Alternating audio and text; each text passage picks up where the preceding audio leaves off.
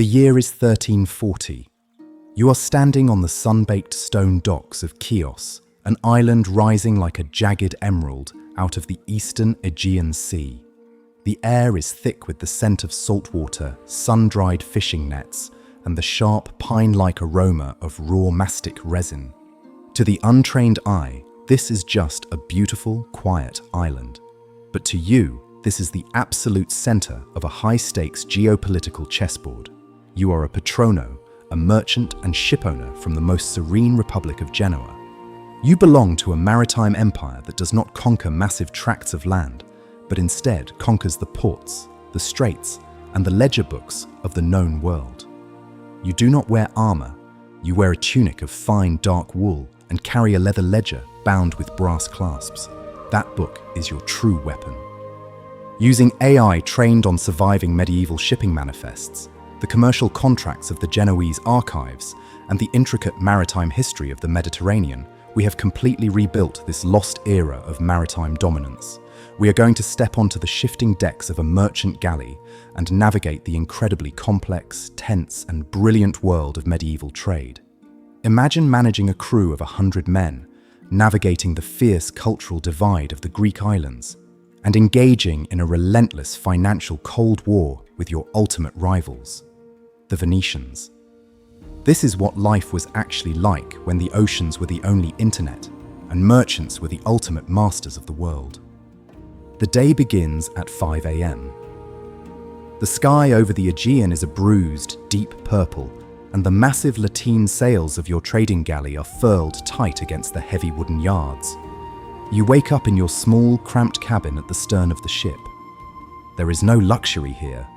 The wooden planks are constantly damp, and the relentless rocking of the sea is a rhythm you have felt in your bones since you were a boy in the harbour of Genoa. You wash your face with fresh water drawn from a tightly sealed wooden barrel. You dress carefully, mindful of your status. You put on a crisp linen undershirt and a velvet doublet. In this era, clothing is an immediate, undeniable statement of your creditworthiness. A merchant who looks poor will never secure a profitable contract. You step out onto the deck. The harbour of Chios is a spectacular collision of worlds. The local architecture is distinctly Greek and Byzantine, with whitewashed stone houses and small domed Orthodox churches clinging to the hillsides. But looming above the harbour are the imposing square stone towers built by your countrymen, the Genoese. The island technically belongs to the Byzantine emperor in Constantinople, but the reality is entirely different.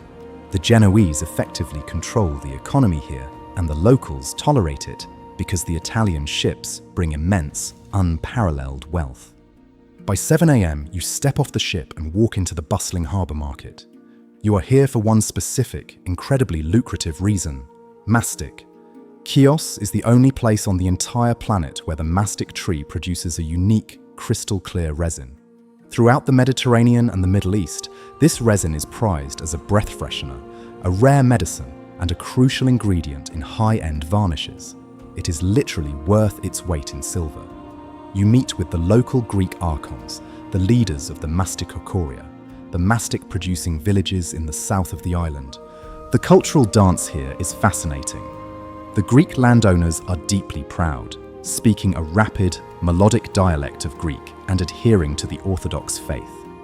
You are a Latin Catholic, speaking the clipped, pragmatic Ligurian dialect of Genoa, but you communicate in the universal lingua franca of the sea, a functional, simplified mix of Italian, Greek, and Arabic used by merchants across the Mediterranean. You do not simply hand them bags of coins. Medieval trade is far too sophisticated for that. You sit at a wooden table outside a tavern, sipping a small cup of strong, dark wine. You negotiate a commenda contract. This is a revolutionary Genoese financial invention. You agree to provide the capital to purchase the next harvest of mastic, while the Greek merchants provide the labor and the goods. You outline the exact percentages of the profit split, detailing the risks of shipwreck or spoilage. A local notary writes the entire agreement down on a large sheet of parchment, detailing every single condition in precise Latin. You press your signet ring into a drop of warm red wax at the bottom of the page. You have just secured a monopoly on the next harvest, a move that will make your family in Genoa incredibly wealthy. By 10 a.m., the tranquil, purely commercial atmosphere of the port shifts dramatically. A deep, resonant horn echoes across the water from the southern headland. Sailing into the harbour, cutting through the azure water with terrifying speed and precision, is a massive Venetian Great Galley. The sleek, black hull is propelled by rows of perfectly synchronized oars. Fluttering proudly from the mainmast is the crimson flag bearing the golden lion of St. Mark. Venice, the most serene republic. They are your absolute, uncompromising rivals. The Genoese and the Venetians are locked in a relentless struggle to control the trade routes from the Black Sea to the Atlantic Ocean. The tension on the docks is palpable, thick enough to touch. As the Venetian galley drops its heavy iron anchors and ties off to the stone bollards, you stand your ground. There is no clash of swords here. Open conflict in a neutral port disrupts trade, and disruption is bad for business. Instead, the war is fought entirely through economics, posture, and intense psychological pressure. The Venetian captain, a wealthy patrician draped in fine red silk, steps onto the dock. You exchange a curt, incredibly polite, and utterly cold nod.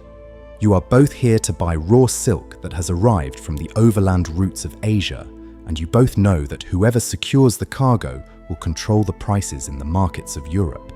You walk to the customs house, a large stone building where the Byzantine harbour masters oversee the transactions.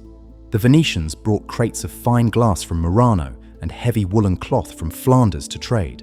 You brought massive ingots of raw alum, a chemical compound mined in Genoese-controlled territories that is absolutely essential for fixing dyes into cloth. Without your alum, the textile industry of Europe grinds to a halt. You leverage this monopoly. You offer the local brokers a slightly better exchange rate for their silk, using your alum as the ultimate bargaining chip. You watch the subtle, frustrated tightening of the Venetian captain's jaw as he realizes he has been outmaneuvered in the ledger book. It is a profound, silent victory, far more satisfying than any physical confrontation. By 1 p.m., the midday heat of the Aegean becomes a crushing physical weight. The fierce sun beats down on the white stones of the port, and the frantic pace of the docks slows to a crawl. It is time for the midday meal and the necessary respite from the heat. You retreat to a local Greek taverna set slightly back from the harbour, shaded by a massive, ancient grape trellis. The fusion of the Mediterranean world is perfectly represented on your table. You are served a large, simple, earthen bowl of incredibly fresh octopus, grilled over an open charcoal fire and drizzled with thick, green olive oil and squeezed lemon. Beside it sits a wedge of sharp, salty sheep's cheese and a loaf of dense, dark barley bread. You share the table with your ship's sailing master and a local Greek navigator. The conversation is not about politics or empires, it is entirely about the sea. The Mediterranean is a fickle, unforgiving mistress. The Greek navigator shares local knowledge about the prevailing Meltemi winds, the strong, dry north winds that sweep across the Aegean during the summer months. You listen intently. In an age before satellite weather tracking, local knowledge is the absolute difference between a wildly successful voyage and losing your ship against a hidden limestone reef. You dip your bread into the olive oil, washing it down with a cup of sweet golden Malvasia wine, a famous vintage exported from the nearby islands. It is a moment of pure, profound connection across cultural lines, united by a shared respect for the terrifying power of the ocean. By 3 p.m., the heat begins to break, and the arduous, highly technical work of maritime logistics resumes. You walk back to your galley. Your crew is hard at work loading the newly purchased bales of silk and barrels of mastic. The operation of a 14th century merchant galley is a marvel of medieval engineering and synchronized labor. You watch as your sailors, men with skin baked to the color of old leather by the sun and salt, expertly manipulate the rigging. The ship features 2 massive triangular lateen sails. These sails are incredibly efficient for sailing close to the wind, but they require immense physical strength and precise coordination to shift from one side of the mast to the other when changing direction. You climb up to the quarterdeck and enter your small navigational space. You pull out a portolan chart. This is a closely guarded, highly valuable piece of technology. It is a map drawn on smooth sheepskin, covered in a complex intersecting web of straight lines known as rhumb lines, mapping the exact compass bearings between every major port, cape, and island in the Mediterranean. Next to the chart sits your most prized possession, a magnetic compass. The Italians have recently perfected this instrument, mounting the magnetized needle on a pivot inside a glass-covered wooden box. You use a pair of brass dividers to measure the distance from Chios to your next destination, the great port of Pera, the Genoese colony sitting directly across the Golden Horn from Constantinople. You calculate the required provisions, the expected speed of the ship based on the current wind patterns, and the precise daily wages of your crew. You are not just a sailor, you are a floating accountant managing a complex, highly leveraged corporation on the waves. By 6 p.m., the intense loading process is complete. The heavy wooden cargo hatches are sealed shut and battened down with thick canvas and tar to protect the precious goods from the salt water. The sun begins its slow descent toward the western horizon, turning the sky into a brilliant, sweeping canvas of orange and fiery red. The harbour of Chios begins to transform. The intense, shouting commercial activity of the day fades, replaced by the softer, communal sounds of the evening. Sailors from your ship mingle with the crews of other vessels on the stone docks. Despite the fierce economic rivalry, there is a distinct, deeply ingrained fraternity of the sea. You see Genoese sailors sharing dried figs and playing dice games with local Greek fishermen. Even a few off-duty Venetian sailors are sitting nearby, the intense political rivalry temporarily suspended in the fading light. You walk along the waterfront, feeling the cool, refreshing evening breeze sweeping down from the island's mountainous interior.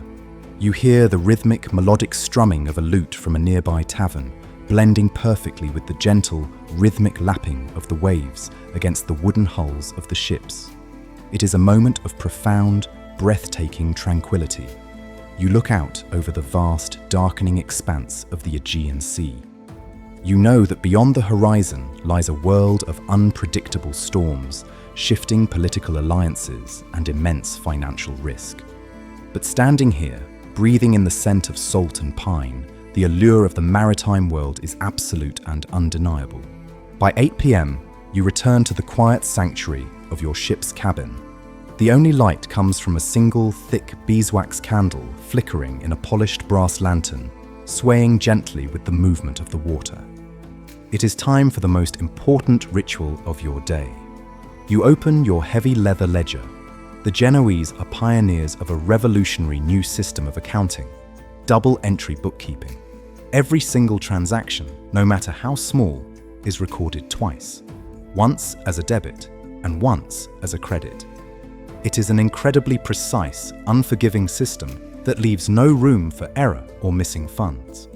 You dip a finely cut goosequill pen into an inkwell and carefully record the day's massive purchases. You write down the exact weight of the mastic, the precise exchange rate of the Byzantine coins, and the exact cost of the port taxes. Your handwriting is perfectly neat, elegant, and entirely pragmatic. In this book lies the entire future of your family back in Genoa. A single mathematical error or a single misjudged investment could mean complete financial ruin. The pressure is immense, a silent, invisible weight that you carry on your shoulders across every mile of the sea. You close the ledger, the heavy brass clasps clicking shut with a satisfying, definitive sound. You carefully wrap the book in a piece of oiled leather to protect it from the damp sea air, and lock it inside a heavy, iron-bound oak chest at the foot of your bed. By 10 p.m., the harbour of Chios is completely quiet. The stars above the Aegean are blindingly bright, scattered across the absolute blackness of the night sky like spilled salt. You step out onto the deck one last time. The only sound is the creaking of the ship's massive wooden timbers and the soft rhythmic breathing of your crew sleeping on the forward decks. You look toward the east, toward the invisible coastline of Asia Minor. You are a single man on a wooden ship, but you are a crucial, indispensable thread in a massive, invisible web that spans the globe. The silk in your cargo hold was spun by artisans in the distant valleys of China. The spices were harvested on the tropical coasts of India, and in a few months, those exact same goods will be sold in the bustling markets of Paris, London, and Bruges. The empires of the world, the Byzantines, the Mongols, the Holy Roman Emperor, believe they control the earth through their armies and their towering stone castles. But as you stand under the stars, feeling the gentle, relentless movement of the ocean beneath your feet, you know the absolute truth.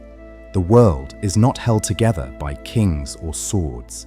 It is stitched together by the merchants, by the quiet turning of the ledger pages, by the meticulous, terrifying calculation of risk, and by the brave, relentless men who dare to sail across the divided seas. That was 24 hours in the medieval Aegean.